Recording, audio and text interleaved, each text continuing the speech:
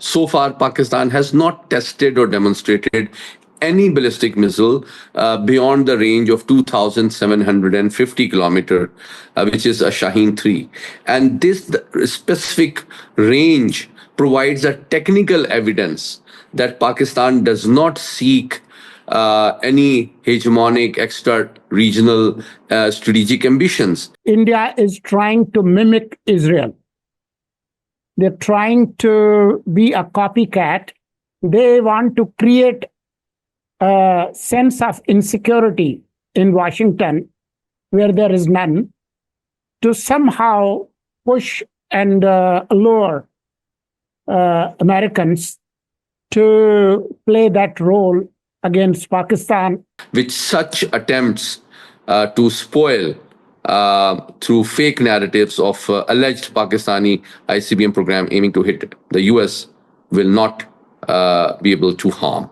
Very intense, short, 12-day long war in the Middle East. What are, in your view, likely impact and consequences of this conflict? Both the objectives of Israeli government, the overthrow of the Iranian government and complete destruction and obliteration of Iranian nuclear program have not been achieved. What is the cost of this war if you were to compare for both Iran and Israel? Both paid a huge price. Iran paid the price of not developing its air defense systems. It also paid the price of not keeping an eye on its intelligence. Israel paid the price of waging a war from thousands of kilometers away without boots on the ground and underestimating the strategic missile capacity of Iran.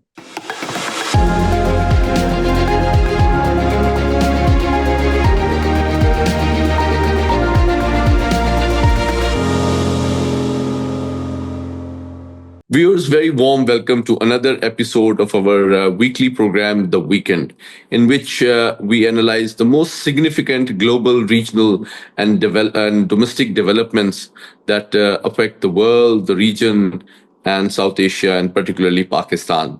Last week, Mr. Solangi witnessed a lot of hectic developments, and I think some of the statements, engagements, and events definitely deserve our timely analysis.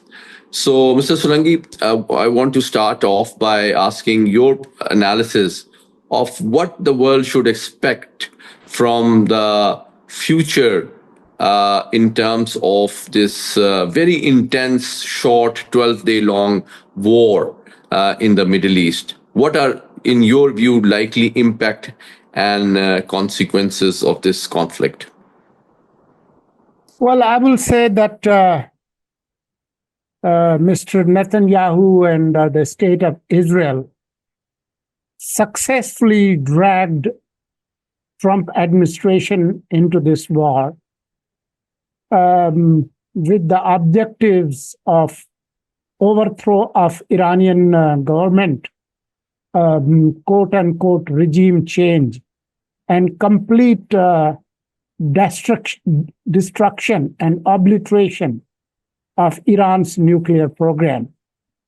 However, Trump, in the last day or two before the war formally ended, somehow found a way to end this war.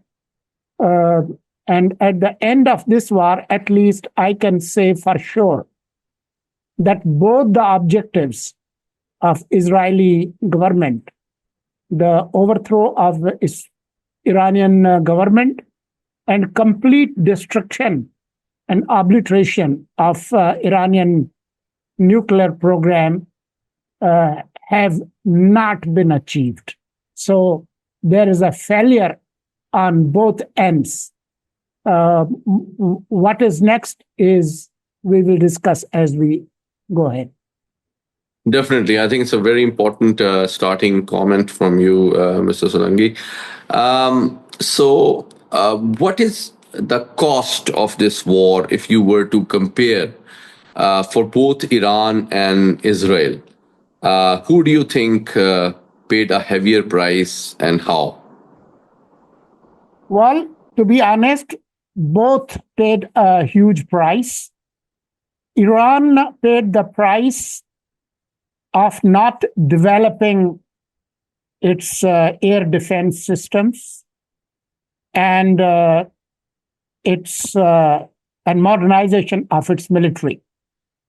At the same time, it also paid the price of not keeping an eye on its intelligence. So they paid the price in huge damages on 3 nuclear sites and elimination of its top military intelligence and scientific community. So that's the price they paid for not paying attention to those facts. Israel paid the price of waging a war from thousands of kilometers away without boots on the ground and underestimating the strategic missile capacity of Iran, which somehow punctured its multi-layered defense system, including the famous Iron Dome. And it somehow created a huge chaos within the state of Israel.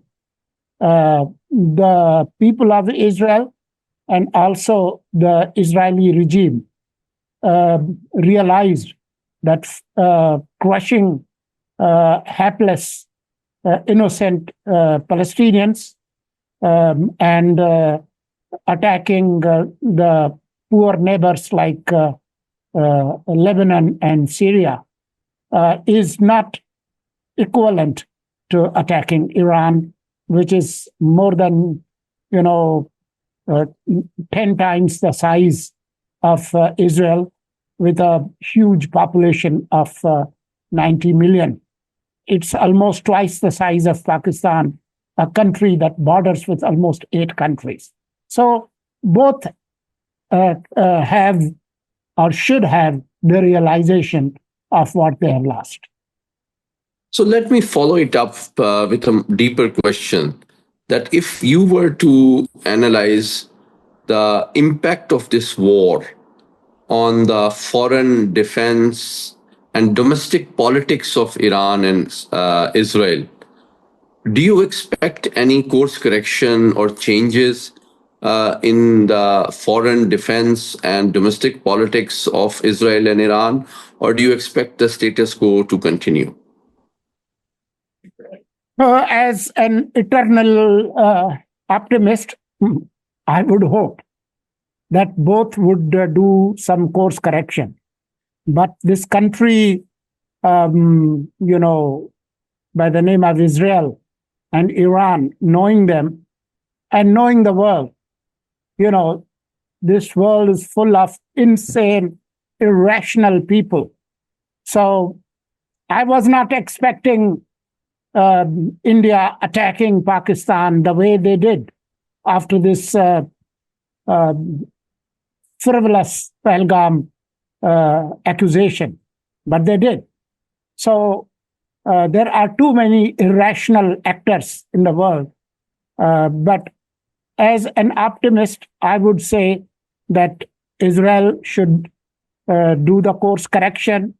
The way they have led this war and their previous actions and their continuing action in Gaza would never buy peace to Israel.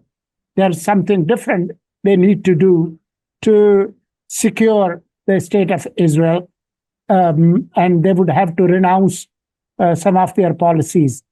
Even I would add that the dream of Abrahamic Accords, as envisaged by Mr. Trump, would not come to fruition until they make the course correction with reference to their policies in the Middle East, special with focus to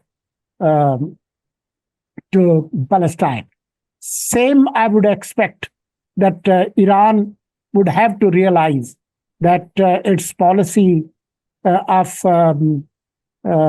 propping up proxies would not help Iran. You have seen what happened to Hamas. It's almost obliterated. You have seen what happened to Hezbollah. Houthis, they keep getting attacked. And some other policies at home. I don't want to advise too much to Iran, but I can say with certainty that status quo will not hold. A brief comment before we move to the next topic on the recent news in the Israeli media that there is a peace plan regarding Gaza in the offing based on the responsibility of Egypt and UAE taking care of Gaza, while this will also imply that Hamas will not have a political or security role in the future of Gaza. What's your thought on these news? Do you take them seriously, or do you think it's just a figment of imagination? Well, so far, the peace plan by Israelis and even Americans has been more a plan of pieces rather than peace. A truncated Palestinian state, broken in parts, heavily marginalized and besieged. That's not a peace plan, and Palestinians would never accept it. I can understand that there is resentment against Hamas, even among Palestinians, including PLA in the West Bank. But I'm not too sure if Palestinians will accept any foreign troops, even if they are from Arab states. They would probably prefer a technocratic government minus Hamas of the people of Gaza for the transition period.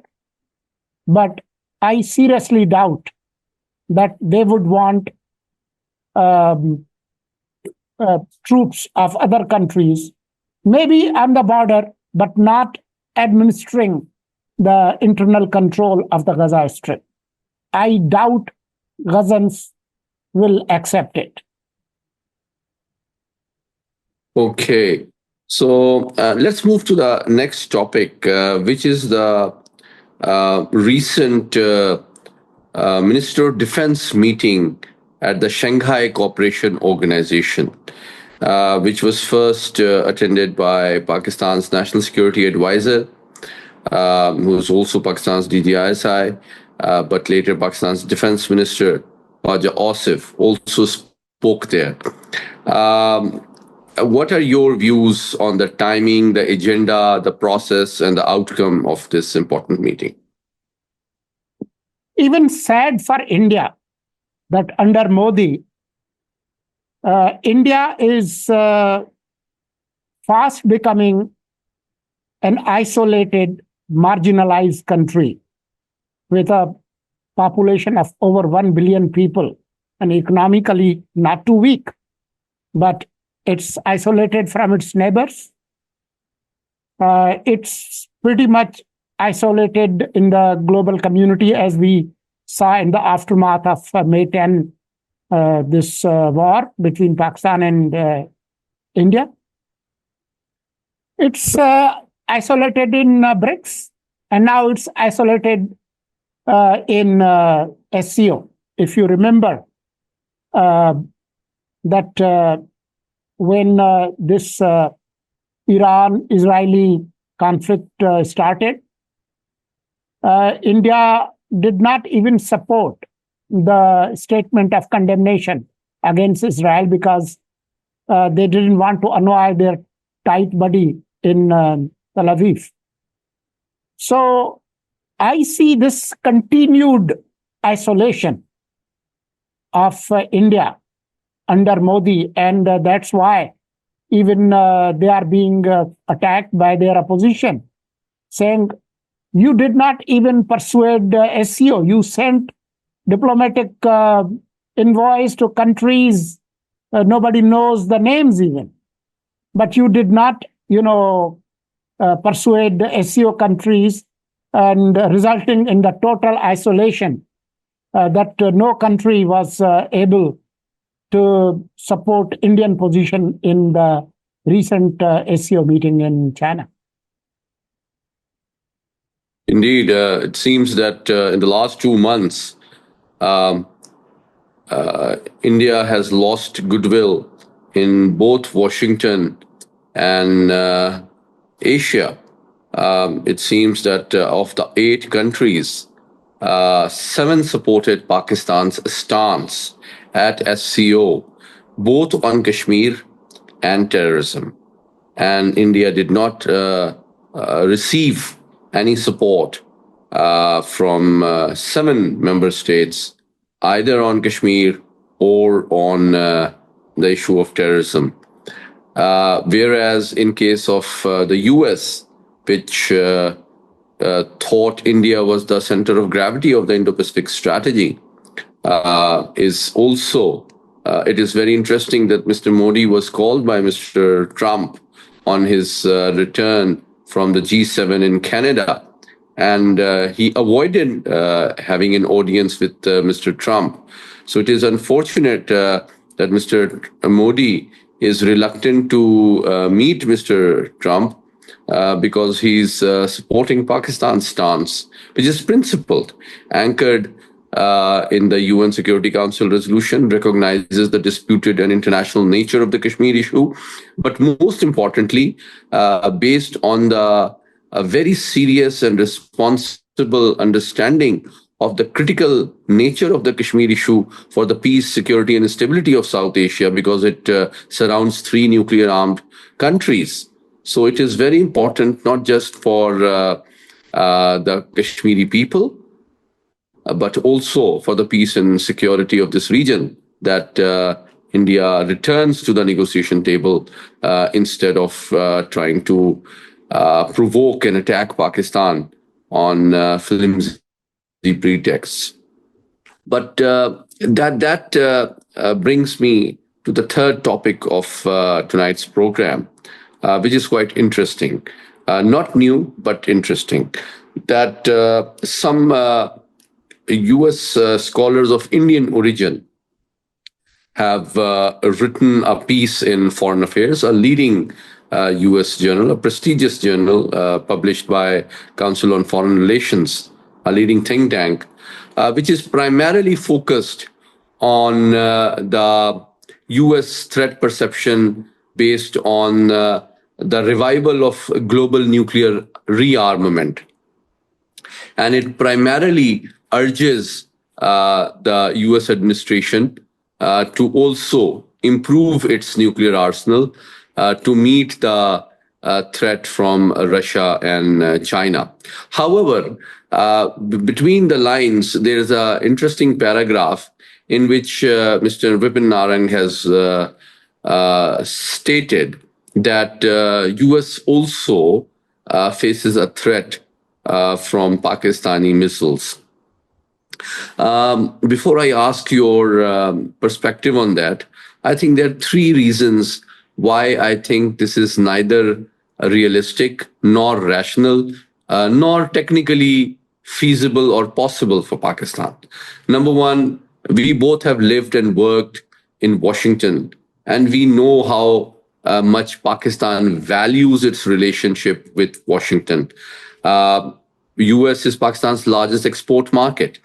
Pakistani diaspora makes a valuable contribution to Pakistan's economy through remittances. And Pakistan highly values the US influence and goodwill over international financial institutions like IMF and World Bank for any relief that its economy occasionally needs. So these three economic interests alone uh, prohibits any rational country to consider developing missile capability to directly attack its key and critical economic interests. It makes no sense purely on rational basis. Secondly, so there is no incentive or motive for Pakistan.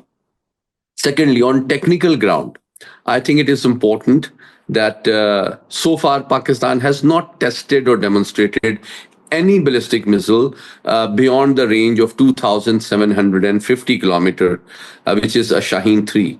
And this specific range provides a technical evidence that Pakistan does not seek any hegemonic extra regional strategic ambitions. And the only purpose, and it is a technical evidence of Pakistan's doctrine of credible minimum deterrence, which only aims at ensuring that Pakistan's delivery capability remains credible and across the entire Indian territory, both mainland and also including Nicobar and Andaman Islands.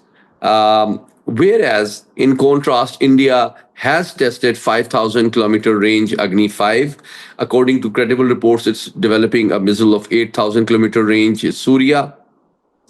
And it has two operational nuclear powered ballistic missile submarines, Arigat and Arihant, which, if Mr. Modi wakes up tomorrow morning and orders the captains of these two ballistic missile nuclear submarines, then they can be deployed in a few days in the Atlantic Ocean, and they can easily target any state of their choice within the entire US mainland. So it is the technical reality which, unfortunately, a leading strategic thinker and expert like Mr. Vipin Narang has conveniently overlooked, that there are six nuclear powers which possess nuclear powered nuclear submarines which provide unlimited endurance and range, and these submarines can be deployed anywhere around the world, and these six states, which now includes India, can target and launch a nuclear attack through its ballistic missiles anywhere in the world. So the debate, which is normally focused and restricted to land-based ICBM, is important but not comprehensive. So that is something which I think serious missile and strategic thinkers of the US must not neglect and overlook, not for sympathy towards Pakistan, but for US own national security interests.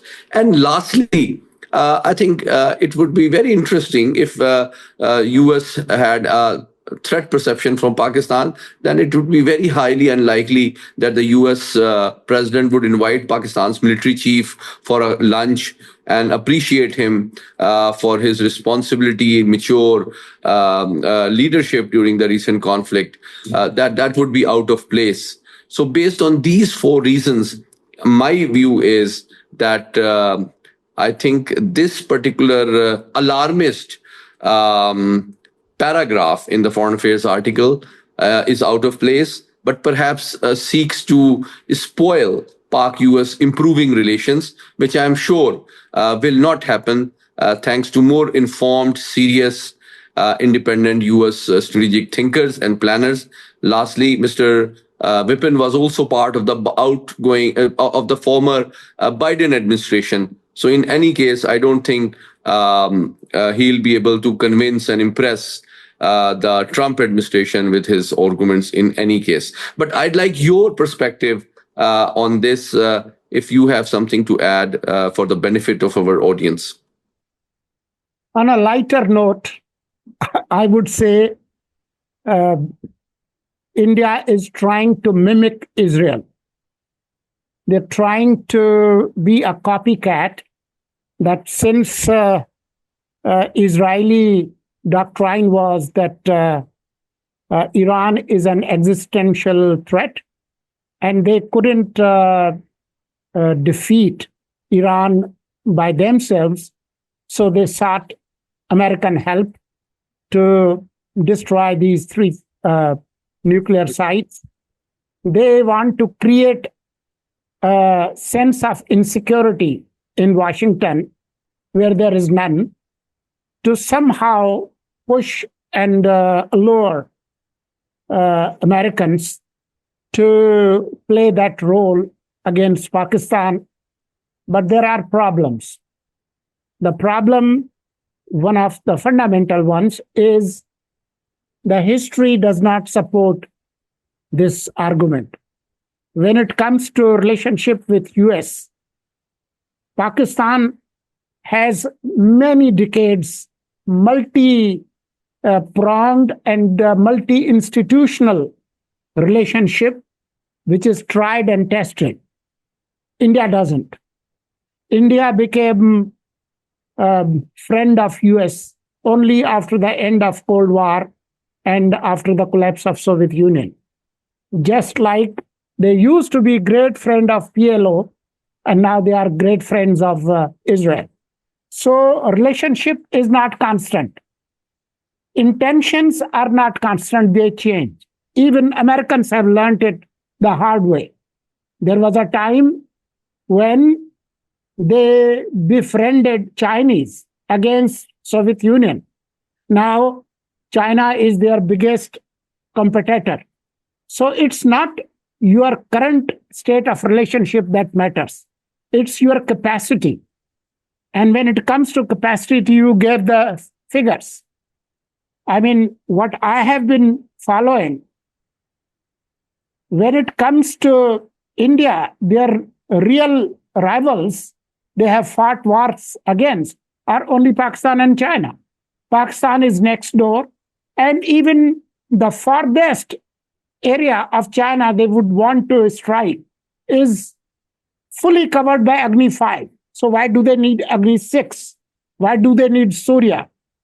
That is the range, and you gave the specifics that they have. There's only one country in this region that can attack Canada, United States, Europe, and that's India.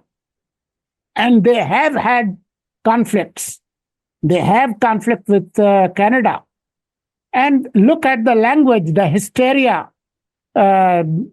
against Trump administration after they became cozy with Pakistan and praised Pakistan. So these intentions can change. The capacity remains. So I am sure that Americans are not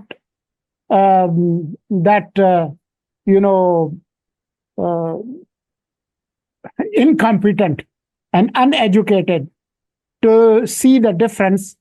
Who has the potential to threaten United States? Of course, Pakistan is not.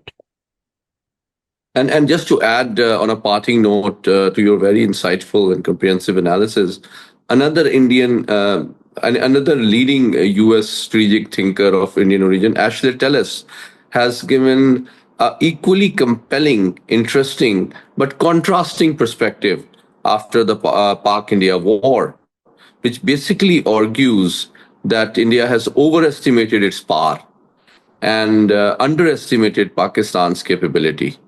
And this has cost India and could cost India dearly in terms of meeting the US expectations, because definitely India's will and capacity to counterbalance China falls short of the US expectations. And the recent dismal performance against Pakistan will definitely be considered by the US policymakers and thinkers as a reality check and a wake-up call, in contrast to their somewhat naive expectations that New Delhi will help contain China, whereas they ran to Washington after 3 hours of intense and focused retaliation from Pakistan.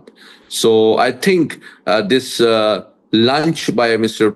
Trump for Pakistan's Field Marshal Asim is evidence that the US has realized that they value relationship with Pakistan. It's a responsible country. It's a capable military. It's a strong nation. It is a talented youth, which makes great progress, a great contribution to American quality of life and economy. And I think in days to come, there'll be closer multi-domain collaboration between Pakistan and the US, which such attempts to spoil through fake narratives of alleged Pakistani ICBM program aiming to hit the US will not be able to harm. So, with these few words, viewers, thank you so much for joining us and watching a great, insightful analysis by Mr. Murtaza Solangi and my own modest thoughts. Keep watching this space and don't forget to share your thoughts, your feedback, and suggestions in the comment section. Thank you for joining us.